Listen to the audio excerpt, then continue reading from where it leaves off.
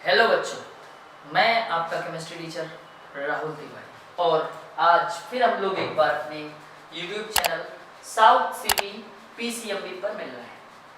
South city PCMB ये जो कि स्पेशल फॉर आईसीएससी के लिए रिकमेंड किया गया है चैनल आईसीएससी, क्योंकि अदर चैनल जो होते हैं यूट्यूब चैनल्स जितने भी हैं सब में आईसीएससी का मैटर थोड़ा सा कम अवेलेबल है। तो हमारे यहाँ बेसिकली इसी पे फोकस किया गया है कि क्लास 10th जो है ना उसके आईसीएससी के लेक्चर्स प्रोवाइड किए जाएं, जिससे हमारे प्यारे बच्चों को किसी तरह की कोई प्रॉब्लम फेस न करनी पड़े, फिजिक्स केमिस्ट्री मैथ्स और बायो से रिलेटेड। ठीक है, तो अपने लोग क्या कर रहे थे कि हम लोग मेटलर्जी पे डिस्कशन कर रहे थे। लास्ट लेक्चर्स में हमने मेटलर्जी पे बात की थी और बहुत सारी बातें मेटलर्जी पे हुई।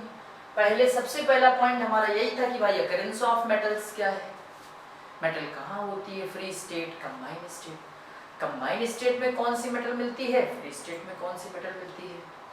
फिर इसके बाद अगर वो कंबाइंड स्टेट में मिलती है तो कितने फॉर्म पे मिलती है, मिनरल्स, ओर्स, मिनरल्स क्या है, ओर्स क्या है, दोनों में डिफरेंस क्या है, इस पे भी हम लोगों ने बात की। अब जब ये सारी बातें हमारी हो गई, फिर हमने चीफ ओर्स पे बात की कि भाई कौन सी मेटल है, उनके चीफ मेन ओर्स क्या है, उस पर भी बात की, उनके फॉर्मूले क्या है, उनकी वर्किंग फंक्शंस क्या है। तो कई सारे बातें हमने ओर्स तक कर ली।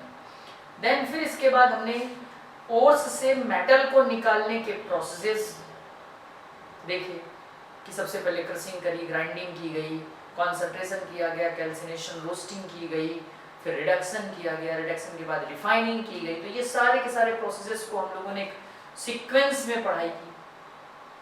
फिर इसके बाद हम लोगों ने एल्यूमिनियम के एक्सट्रैक्शन पे बात की कि भाई एल्यूमिनियम का एक्सट्रैक्शन कैसे करते हैं, एल्यूमिनियम का मेन ओर्स कौन सा है, चीफ ओर्स तो बॉक्साइट बताया गया। अब जब बॉक्साइट ओर्स के बारे में बात हो गई तो बॉक्साइट ओर्स से, चूंकि ये क्या है ना कि ये आपका जो बॉक्साइट ओर है थोड़ा सा रिएक्टिव ज़्यादा होता है एल्यूमिनियम, तो इसका जो कॉन्सेंट्रेशन था वो लीचिंग प्रोसेस से किया गया। लीचिंग प्रोसेस में बेयर्स प्रोसेस आया, NaOH मिक्स करके इससे एल्यूमिना निकाला गया। और जब एल्यूमिना इससे निकाल लिया गया तो एल्यूमिना में से एल्यूमिनियम कैसे निकालें, बहुत डिफिकल्टी फेस करनी पड़ी, क्योंकि बॉक्साइट से एल्यूमिना निकालना तो बड़ा आसान काम था, लेकिन उसके बाद थोड़ी सी दिक्कतें आई। अब उन प्रॉब्लम्स को सॉल्व करने के लिए हम लोग आगे चलते हैं। तो हमारा आज का topic metallurgy, lecture number 3, alloys and important questions. उसके पहले एल्यूमिनियम के बारे में हम दो बातें जरूर करेंगे। ठीक, तो फर्स्ट टॉपिक हमारा इलेक्ट्रोलिसिस ऑफ फ्यूज्ड एल्यूमिना। भाई मैटर क्या था, मैटर ये था कि एल्यूमिना किससे मिला था, बॉक्साइट से। बॉक्साइट टू एल्यूमिना ये मिला था। बॉक्साइट क्या होता है, Al2O3.2H2, इससे हमको Al2O3 मिला। अब हमको एल्यूमिना चाहिए, तो कैसे एल्यूमिना निकलेगा, तो एल्यूमिना के लिए हमने बेयर्स प्रोसेस बता दिया था। भाई एक बार बेयर्स प्रोसेस रिवाइज कर लेते हैं, लास्ट लेक्चर इसी पे था, बेयर्स प्रोसेस पे। बॉक्साइट जो था हमारा Al2O3.2H2, इस पे हमने NaOH मिलाया था और जैसे ही NaOH मिक्स किया था तो ये क्या हुआ था, NaAlO2 सोडियम मेटा एल्यूमिनेट का फॉर्मेशन हुआ। सोडियम मेटा एल्यूमिनेट NaAl ये बना, प्लस 3H2O निकला भी था, क्योंकि 2 मोल्स इसके लिए गए। फिर इसके बाद जब ये 2NaAlO2 था आपका सोडियम मेटा एल्यूमिनेट, इस सोडियम मेटा एल्यूमिनेट पे वापस हमने NaOH मिक्स किया था और NaOH मिक्स करके हमने, सॉरी वाटर मिक्स करके हमने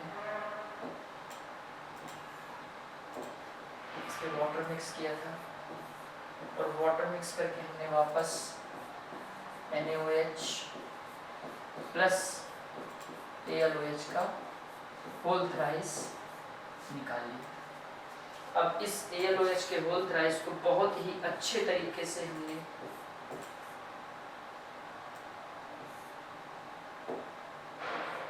इस AlOH के होल थ्राइस को हमने बहुत ही अच्छे तरीके से 1200 डिग्री सेल्सियस पे हीट किया था। क्या बना था?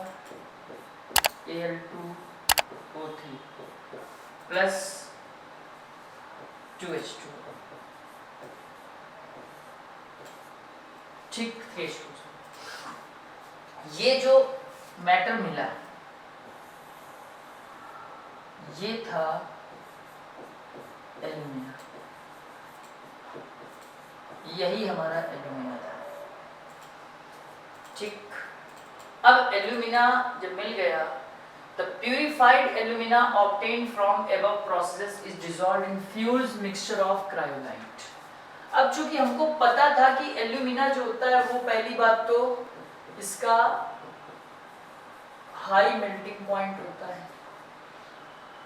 दूसरा बैड कंडक्टर होता है,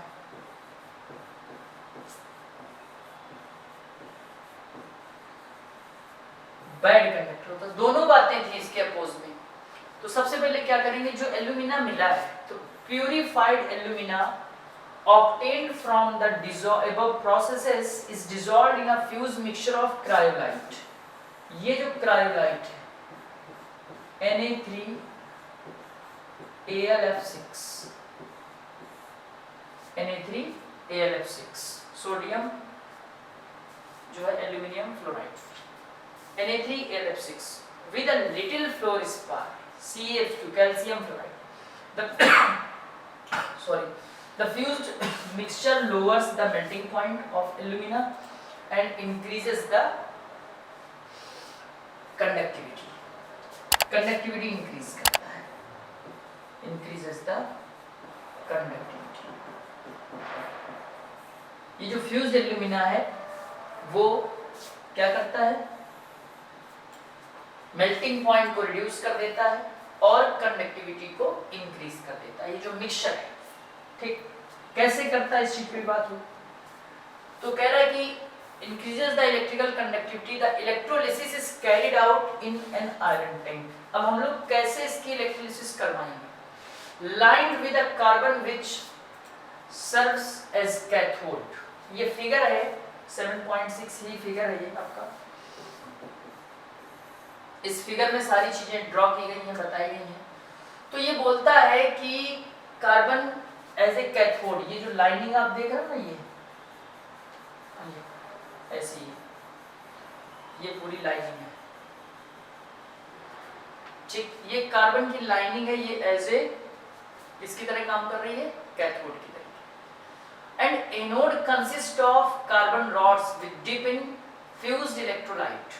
और ये जो आप देख रहे हो ग्रेफाइट की रॉड है, ये ग्रेफाइट की रॉड आपकी किसका काम कर रही है, ये ग्रेफाइट की रॉड एनोड का काम कर रही है। ये देखिए आप यहां से, ये एनोड का काम कर रही है, ठीक है। तो कैथोड और एनोड का काम कर रहे हैं। अच्छा, आगे क्या बोल रहा है कि the anode consist of a number of carbon rods which dipped in fused electrolyte. इसके अंदर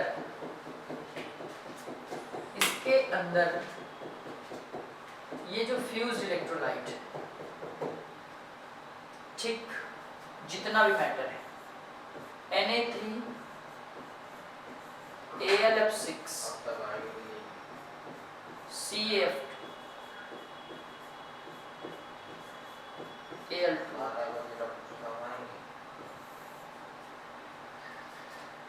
Al2F3 Al2। तो इस तरह से ये आपके पास पूरा का पूरा मिक्सचर पड़ा हुआ है इसके अंदर, ठीक। जैसे ही इन इलेक्ट्रोड की हेल्प से आप इलेक्ट्रिसिटी पास कराओगे, a low resistance charge control lamp is also connected in parallel to the cell. A layer of powdered coke is sprinkled over the electrolyte. उसके ऊपर एक कोक की लेयर भी बना दी जाती है. This layer prevents the burning of carbon electrodes in air. ये जो कोक की लेयर है ये इसको जलने में उसकी हेल्प नहीं करेगी and reduces heat loss by the radiation. और heat reduce भी कम कर पाएगी. High density current is pass through the electrolyte. जैसे ही हाई डेंसिटी का करंट पास करेंगे the high current maintains the required temperature of the cell and carries out electrolysis as follow.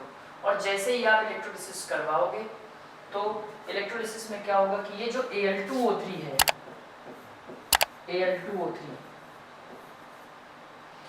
Al2O3 तुरंत break हो जाएगा 2Al triple plus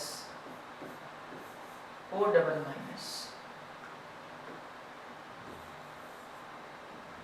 O double minus. अब ऐसे ही तुरंत ब्रेक हुआ. अब जैसे ही ब्रेक हुआ ये तो जो Al ट्रिपल प्लस है वो 3 इलेक्ट्रॉन गेन करेगा और 3 इलेक्ट्रॉन गेन करके Al में कन्वर्ट हो जाएगा.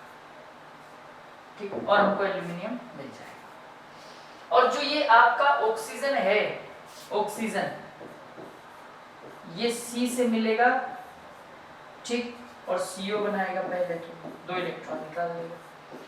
बाद में ये C फिर वापस CO से अपना जो बचा हुआ ऑक्सीजन उससे मिलके ये CO2 में कन्वर्ट हो जाएगा. तो अपने पास बाद में क्या बचता है, केवल मेन मैटर अपने को किससे है, एल्यूमिनियम से. तो एल्यूमिनियम हमको इस तरह से इलेक्ट्रोलिसिस करने से मिल जाता है. क्वेश्चन इससे क्या बनता है, क्वेश्चन मेरे बच्चों मैटर ये बनता है कि क्यों आपने Na3Al6 और क्रायोलाइट का मिक्सचर एल्यूमिना में मिलाया. क्वेश्चन ये बनेगा. ठीक, आंसर आपके पास है कि मेल्टिंग पॉइंट को रिड्यूस करने के लिए एल्यूमिना के जो कि 2000 के अप्रॉक्स होता है और एल्यूमिनियम प्योर एल्यूमिनियम का आपका 1200-1500 के अप्रॉक्स होता है, बीच में होता है. तो वो तो प्योर एल्यूमिना का बहुत ज्यादा है, एल्यूमिनियम का कम है, तो जाहिर सी बात है रिड्यूस तो करना ही पड़ेगा. दूसरी बात ये बैड कंडक्टर होता है तो इसको पहले गुड कंडक्टर बनाना था तो गुड कंडक्टर बना दिया. ठीक, अब जब इस तरह से ये हो गया तो oxygen liberated oxidises the carbon anode producing carbon monoxide and carbon dioxide. Therefore, anodes needs to be replaced periodically. ठीक, the aluminium liberated at the cathode sink in the bottom of the tank. और tank के जो bottom में ये collect हो गया. ये देख लेंगे आप यहाँ पे एल्यूमिनियम, मोल्टन एल्यूमिनियम ऐसे जाके ये यहाँ पे जाके डिपॉजिट हो गया. तो कह रहा है कि tank from the where it is drawn from time to time. और इसको हम लोग टाइम टू टाइम क्या करेंगे, इसको निकाल लेते हैं. ठीक, when the concentration of alumina in the tank falls below the certain level, the resistance of the cell increases and the indicated by charge control lamp which is starting glowing. More alumina is then added. फिर उसमें और डालेंगे उस तरह से हमारे पास उसको proper इस प्रोसेस को दोहराते हैं. The aluminium metal obtained is about 99% pure. जो एल्यूमिनियम मिलता है इस प्रोसेस से वो हमें 99% तक प्योर होता है और इस तरह से ये एल्यूमिनियम हमको यहाँ से मिल जाता है. ठीक है, ये आपका इलेक्ट्रोलिसिस प्रोसेस था जिसमें हमने एल्यूमिनियम से एल्यूमिना से एल्यूमिनियम को निकाला.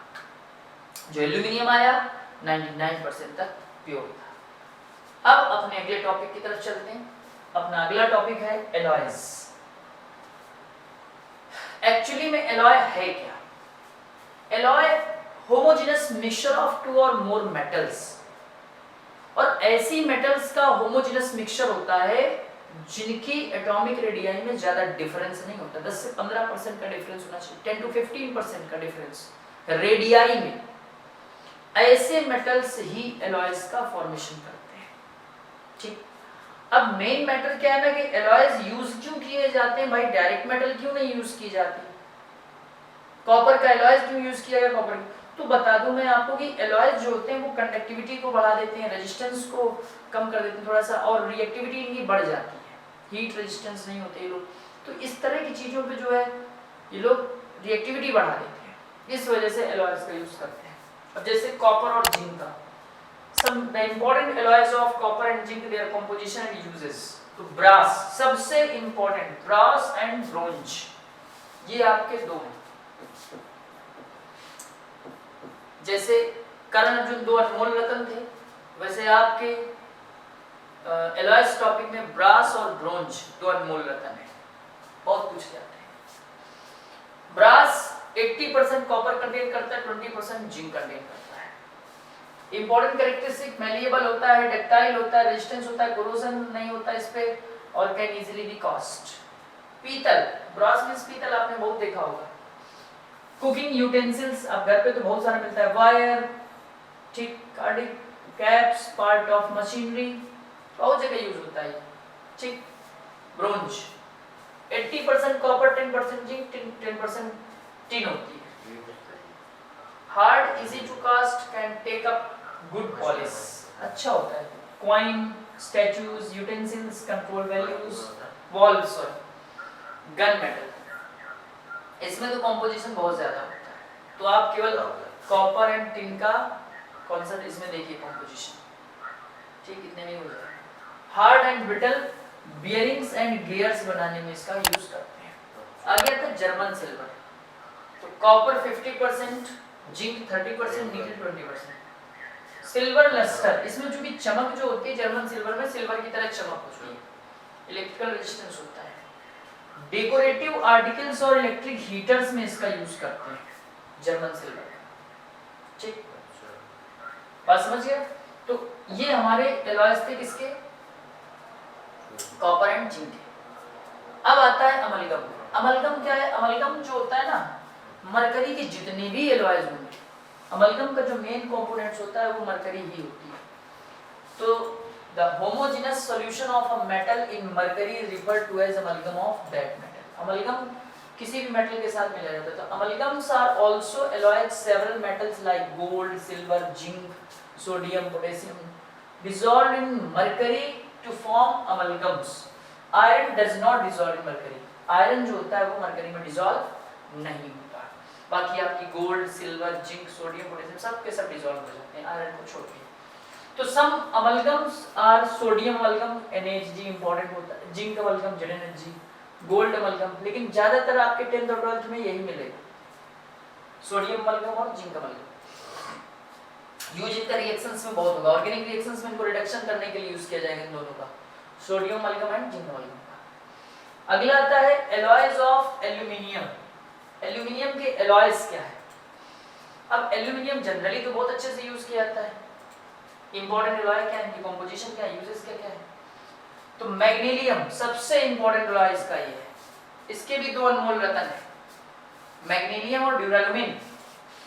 95% aluminium, 5% magnesium, very tough, strong, work on a lathe, can take high polish.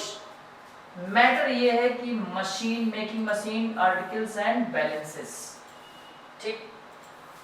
Duralumin 95%, 4% copper, aluminium 95%, light, strong and tough for making air ships. Air ships में इसका use करते हैं, ठीक। तो एरोप्लेन के पार्ट बनाने में भी इसका यूज करते हैं ड्यूरालुमिन का, ध्यान रखिएगा इस चीज को। ये आपका ड्यूरालुमिन और मैग्नीशियम दो किसके एलॉयज हैं? एल्यूमिनियम के, ठीक। बात समझ गए? मेन जो कंपोनेंट है वो कौन है? एल्यूमिनियम। लेड, लेड के एलॉय कौन कौन है? Soft solder type metal. जो एलॉयज लेड का है मेन, वो सॉफ्ट सोल्डर है। पीबी इसमें 50%, टिन इसमें 50% है, ठीक। मेल्टिंग पॉइंट इसका लो होता है। सोल्डरिंग, इलेक्ट्रिक फ्यूजेस यहाँ यूज होता है, ठीक। टाइप मेटल लेड आपका 70%, टिन एंटीमनी 20%, टिन आपका 10%। Low melting point, easy to cast for making type letters for printing. तो ये आपका एलॉयज की बात हो गई। कुछ एलॉयज और हैं, जैसे आयरन का एलॉय है। आयरन के एलॉय में स्टेनलेस स्टील, तो स्टेनलेस स्टील में आपका जो सबसे ज्यादा होता है वो आयरन होता है 73%। ठीक, क्रोमियम कितना होता है 18%, निकेल है 8% एंड कार्बन। तो ये स्टेनलेस स्टील कोरोजन से बचाता है इसको, कोरोजन से। हाउस होल्ड यूटेंसिल्स में इसका यूज करते हैं, ऑर्नामेंटल पीसेस में भी इसका यूज करते हैं, सेविंग ब्लेड्स में भी स्टेनलेस स्टील का यूज करते हैं। मैग्नीज स्टील का यूज कहाँ करते हैं? तो मैग्नीज जो स्टील होती है उसमें आयरन 85% होता है, मैग्नीज 40%, 14%, कार्बन 1%। कार्बन मिलाने का रीजन ये है कि रेजिस्टेंस होगा कोरोजन के लिए और हाउस और उसमें शाइनिंग बढ़ जाती है। ठीक, जो मैग्नीज स्टील होती है इसका यूज करते हैं आपका मेन सर्जिकल इंस्ट्रूमेंट बनाने में, सर्जिकल इंस्ट्रूमेंट बनाने में मेन अच्छा ये होता है। इसी तरह से टंगस्टन स्टील है और आपका निकेल स्टील। निकेल स्टील का यूज भी इलेक्ट्रिक वायर, केबल, ऑटोमोबाइल पे पार्ट्स, ये सब बनाने में इसका यूज करते हैं। तो कुल मिला के आपको बेसिकली यूज ही इसमें देखने स्टेनलेस स्टील के। लेकिन आपको मैं बता दूं कि जो इंपॉर्टेंट एलॉयज हैं वो आपके उसी मिलेंगे। आपके वो इंपॉर्टेंट एलॉयज सिर्फ ये दो हैं, ब्रास, ब्रोंज। ये एग्जाम के अगर पैटर्न में देखें, एग्जाम के पॉइंट ऑफ व्यू से देखें तो यही लोग सबसे ज्यादा इंपॉर्टेंट है, दो ये और दो ये। ठीक, हमने कहा ना दो दो अनमोल रतन है। ठीक, और ये दोनों राम लखन की तरह है। इनमें तो इतना ज्यादा कुछ नहीं है। स्टील में तो ये बस केवल इसी वजह से, सर्जिकल इंस्ट्रूमेंट की वजह से इंपॉर्टेंट है, बाकी इनका इंपॉर्टेंस अपने आप में कोई भी नहीं है। आगे कुछ इंपॉर्टेंट क्वेश्चंस पे बात हो जाती है। Define the term metallurgy, state the processes involve in metallurgy. तो define the term metallurgy, metallurgy का टर्म का एक्चुअल मींस क्या? तो मैंने कहा नहीं था, extraction of metal from their ores. Metal को ओर्स से निकालने का जो प्रोसेस होता है, इकोनॉमिकली भी हो, कॉमर्शियली भी अच्छे से निकले, तो उसको हम लोग मेटलर्जी बोलते हैं। प्रोसेस कौन कौन से इन्वॉल्व होते हैं तो आपको पहले ही मैंने बता दिया प्रोसेस में, क्रशिंग, ग्राइंडिंग, कॉन्सेंट्रेशन, कैल्सिनेशन और रोस्टिंग, रिडक्शन, रिफाइनिंग। तो ये सारे के सारे आपके प्रोसेसेस होते हैं जो कि इन्वॉल्व होते हैं। ठीक,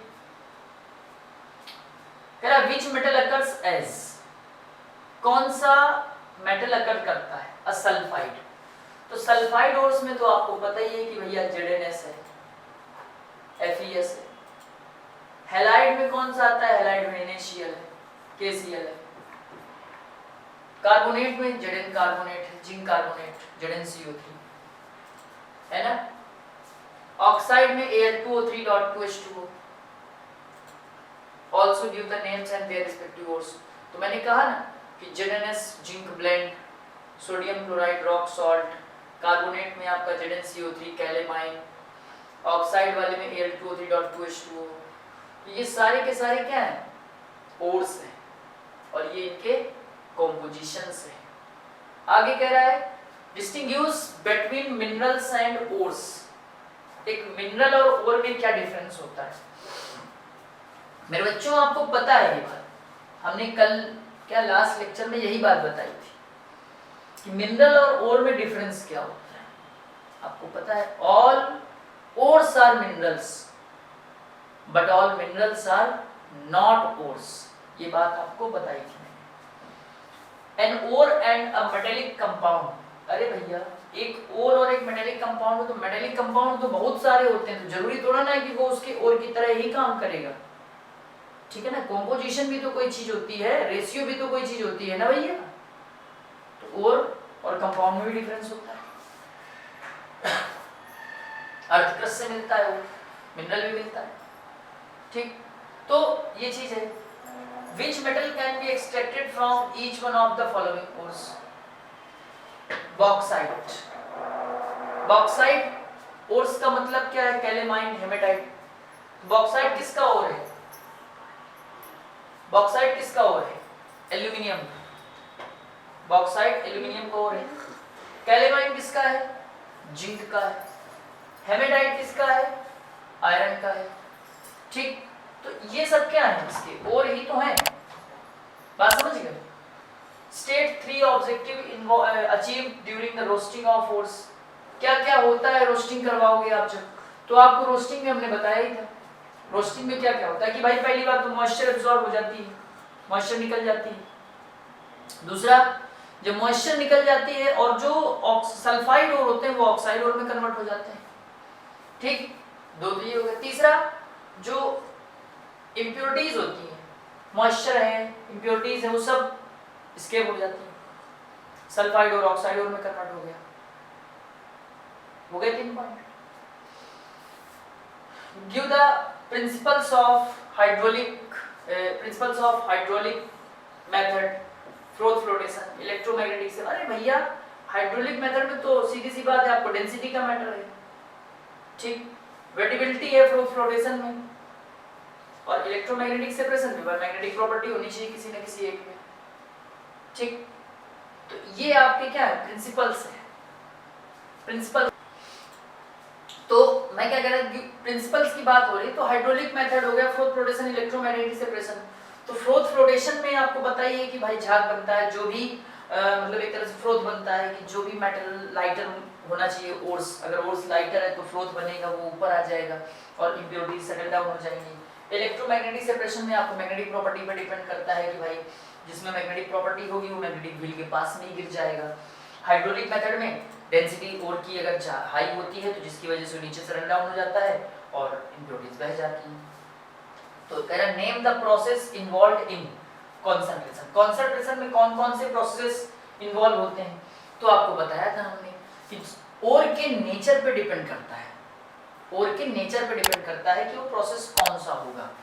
मैग्नेटिक सेपरेशन है या हाइड्रोलिक वॉशिंग है या फ्रोथ फ्लोटेशन है या फिर लीचिंग है, तो वो डिपेंड इस पे करता है। रिफाइनिंग ऑफ ओर्स पे तो इलेक्ट्रोलाइटिक रिफाइनिंग, और इलेक्ट्रोलाइटिक रिफाइनिंग तो सबसे ज्यादा इंपॉर्टेंट है, वही इसका मेन प्रोसेस है। ठीक, to metallic oxide which can not be reduced by carbon, carbon monoxide और हाइड्रोजन। अरे भैया जितने भी स्ट्रॉन्ग मतलब इलेक्ट्रोलाइट होते हैं, जो हाईली रिएक्टिव मेटल्स होते हैं, वो इनसे किसी से नहीं होते रिड्यूस, उनके लिए इलेक्ट्रोलाइटिक मेथड चाहिए। अब जैसे आपको खुद ही पता है, सोडियम हो गया, पोटेशियम हो गया, एल्यूमिनियम हो गया, इनको आप इजी वे में नहीं कर सकते हो। ठीक, कोई भी कर दीजिए आप। Aluminium oxide, explain the following terms, flux, slag, gang, smelting. तो स्मेल्टिंग का तो कोई मतलब नहीं है यहाँ से। फ्लक्स क्या है? फ्लक्स एक तरह से एक सब्सटेंस है जो कि मेल्ट करने के लिए ऐड किया जाता है। एसिडिक फ्लक्स बेसिक इंप्योरिटीज को रिमूव करने के लिए, बेसिक फ्लक्स एसिडिक इंप्योरिटीज को रिमूव करने के लिए यूज करते हैं। स्लैग वही जो फ्लक्स मिलाने के बाद जो इंप्योरिटीज निकलती हैं, उन इंप्योरिटीज को हम लोग स्लैग बोलते हैं। गैंग क्या है? Unwanted impurities present in an ore, किसी भी ओर में जो अनवांटेड इंप्योरिटीज होती हैं उसको हम लोग गैंग बोलते हैं। आगे बोला why does iron और zinc not occur in free nature। भैया सीधी सी बात है, फ्री नहीं मिल रहे तो इसका मतलब क्या है? इसका मतलब साफ है, फ्री ना मिलने का मतलब साफ है कि वो रिएक्टिव हैं। ठीक भाई, रिएक्टिविटी है उनकी, तभी तो वो फ्री स्टेट में नहीं मिल रहे। अगर रिएक्टिविटी ना होती मेरे बच्चों तो वो फ्री स्टेट में क्यों ही मिलते? मिलते जरूर मिलते अगर रिएक्टिविटी ना होती तो। What do you observe when hydrogen is passed over heated? Compare roasting and, भैया सबसे इंपॉर्टेंट क्वेश्चन, दो ही क्वेश्चन तो इंपॉर्टेंट है, एक difference between minerals and ores और दूसरा क्वेश्चन कैल्सिनेशन और रोस्टिंग में डिफरेंस। ठीक, रोस्टिंग एंड कैल्सिनेशन। तो रोस्टिंग एयर की प्रेजेंस में होती है और कैल्सिनेशन एयर की एब्सेंस में होता है ना। रोस्टिंग डिफरेंस मेजर यही है, रोस्टिंग एयर की प्रेजेंस में होता है और कैल्सिनेशन जो होता है वो एयर की एब्सेंस में होता है। ठीक, name an ore of zinc. अरे कितनी बार बताया भैया, जिंक ब्लेंड, कैलेमाइन, ये सब इसी के तो ओर्स हैं। Which process applied to the concentrated, अगर आप जिंक सल्फाइड को कॉन्सेंट्रेट करोगे, यानी ब्लेंड को, जिंक ब्लेंड को कॉन्सेंट्रेट करोगे तो उसके लिए फ्रोथ फ्लोटेशन प्रोसेस है। और अगर कैलेमाइन को आप करोगे तो कार्बोनेट ओर है। How is concentrated ore change to oxide? अगर जिंक ब्लेंड का कराओगे तो रोस्टिंग कराओगे क्योंकि सल्फाइड ओर्स है, और अगर कैलेमाइन का कराओगे तो कैल्सिनेशन कराओगे, ठीक, ऑक्साइड में कन्वर्ट करने के लिए। तो कैल्सिनेशन और रोस्टिंग में डिफरेंस तो आपको पता ही है। कह रहा some metallic oxide can be reduced by hydrogen carbon and carbon monoxide, some can not. तो वही मैटर है ना इस क्वेश्चन का, यही सेम, कि जो भी हाईली रिएक्टिव मेटल्स हैं वो तो इनसे रिड्यूस हो जाएंगे रिड्यूसिंग एजेंट से, लेकिन जो जो मॉडरेट हैं या लो रिएक्टिव मेटल है वो तो इनसे रिड्यूस हो जाएंगे, लेकिन जो हाईली रिएक्टिव मेटल है वो रिड्यूस नहीं होंगे, ठीक। आगे कह रहा है how are the metallic oxide reduce, write equations. ये आपको जिंक ऑक्साइड को रिड्यूस करने के लिए कार्बन का यूज करते हैं, आयरन ऑक्साइड का यूज करने के लिए आपको पता ही है, हमने एल्यूमिनोथर्मिक प्रोसेस बोला था, कोई भी रिड्यूसिंग एजेंट मिला दीजिए। State the aluminium is extracted from its oxide by electrolysis by copper, lead, iron by reducing agent and mercury and silver by thermal decomposition. तो मेरे बच्चों ये भी इंपॉर्टेंट चीज है, एल्यूमिनियम, मैंने कहा ना कि एल्यूमिनियम बहुत ज्यादा रिएक्टिव है, मोर रिएक्टिव,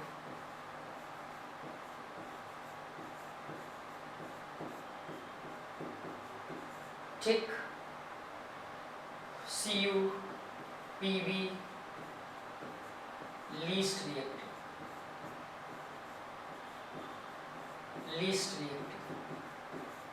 और ये जो आपका मरकरी और सिल्वर हुआ ना, ये सॉरी थोड़ी सी गलती, ये मॉडरेट रिएक्टिव है, मॉडरेट, ये मॉडरेट है और ये लीस्ट। इसीलिए मैंने कहा ना कि इनके इलेक्ट्रोलिसिस से ही अलग होगा, और ये आपका कार्बन या कोई रिड्यूसिंग एजेंट से हो जाएगा, लेकिन इनको तो डायरेक्ट हीट कर दो, अपने आप ये ऑक्सीजन इनको छोड़ के भाग जाएगा, बोलेगा नहीं रहना है, ठीक, पहले ही दम छोड़ लोगे लोग, तो डायरेक्ट हीट करो, खत्म करेंगे। एंड और being heated in air form sulfurous anhydride, write the process used for the concentration of this ore। कह रहा है कि एक और है वो सल्फ्यूरस एनहाइड्राइड बनाता है, right the process used for the concentration. ये आपके सिलेबस की बात। अब CuFeS2 है, जितने भी सल्फर वाले ओर्स होते हैं वो ऐसा काम करेंगे। Next question, on which factors does purification of metals depend. जिनमें इम्प्योरिटीज ज्यादा होती हैं उनको प्यूरिफिकेशन करने की नीड पड़ती है, ठीक। अब जैसे एल्यूमिनियम में सिलिकॉन की इम्प्योरिटीज आ गई, ये सारी इम्प्योरिटीज आ गई, तो आयरन की इम्प्योरिटीज आ गई, तो उसमें प्यूरिफिकेशन के लिए जरूरत पड़ती है। ऐसे फैक्टर जो अफेक्ट करते हैं। इलेक्ट्रोलाइटिक रिफाइनिंग आप पहले पढ़ चुके हो। Name the method used for purification. Electrolytic refining का यूज करते हैं प्यूरिफिकेशन के लिए। और एल्यूमिनियम के लिए स्पेशल इसमें हूप प्रोसेस आता है, तो वो भी आपको नहीं पढ़ना है, सिलेबस से बाहर है। Complete and balance the reaction. Ag2O को आप हीट कर दो तुरंत ये क्या बना देगा, बैलेंस करो, Ag + O2 निकल जाएगा तुरंत। COH को वोल्टवाइज को हीट करिए तो CuO + H2O निकलेगा, और हीट करोगे तो आगे निकल जाएगा। NaNO3 को हीट करोगे तो आपका इसमें NaNO2 + O2। AgNO3 को हीट करोगे तो Ag2O + NO2, इसमें HgO + SO2। ये आपका मैग्नीज यहाँ से निकलेगा, Al2O3 निकलने पड़ेगा, ऑक्सीजन निकल जाएगा इसके साथ। Zinc carbonate ZnO + CO2, lead nitrate में PbO + 2NO2, Cu2O + Cu2S, तो इसमें तो आपका Cu + SO2, 6Cu + SO2, ठीक है ना, इसको 2 मोल्स में ले लीजिए। तो इस तरह से आप क्या देख रहे हो कि ये क्वेश्चंस भी इसके सॉल्व हो गए, इंपॉर्टेंट क्वेश्चंस भी आपको मेटलर्जी के सॉल्व हो जाते हैं, और आपका मेटलर्जी चैप्टर भी बहुत अच्छे तरीके से आज फिनिश हो जाता है।